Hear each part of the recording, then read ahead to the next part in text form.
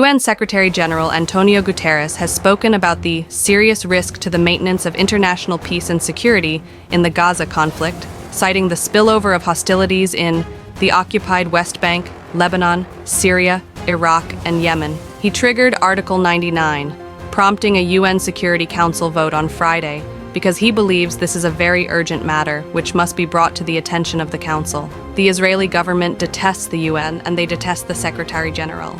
The Israelis rejected his description, claiming Mr. Guterres is in fact the threat to world peace because he is pandering to Hamas by trying to end the fighting now, before their mission to destroy the group has been concluded. That ill feeling will not have improved after the Secretary-General also mentioned that one of the risks is that the situation in Gaza could get so bad that there would be a mass displacement of Palestinians over the border into Egypt, which is also of huge concern to the Egyptian government. There was, Mr. Guterres said, a high risk of the total collapse of the humanitarian support system in Gaza. And the Palestinians say that is exactly what Israel wants, because it wants to get all Palestinians out of Gaza. Journalists are not permitted by Israel to enter Gaza, so I can't report from there myself. But what the Secretary-General is saying sounds pretty accurate from the pictures and video we can see and the people we speak to. By all the measures you can think of, the situation there for civilians is absolutely catastrophic, as they are subjected to a remorseless military campaign. Israel says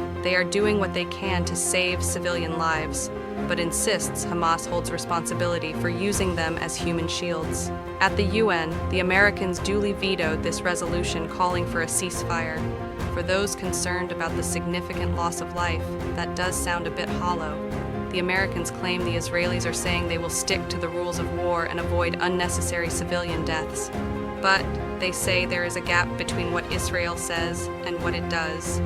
I think the strategy behind the Secretary-General's decision to bring a vote, which he knew would probably get vetoed, was to hurry up the inevitable moment when the Americans will say to Israel, "Enough is enough.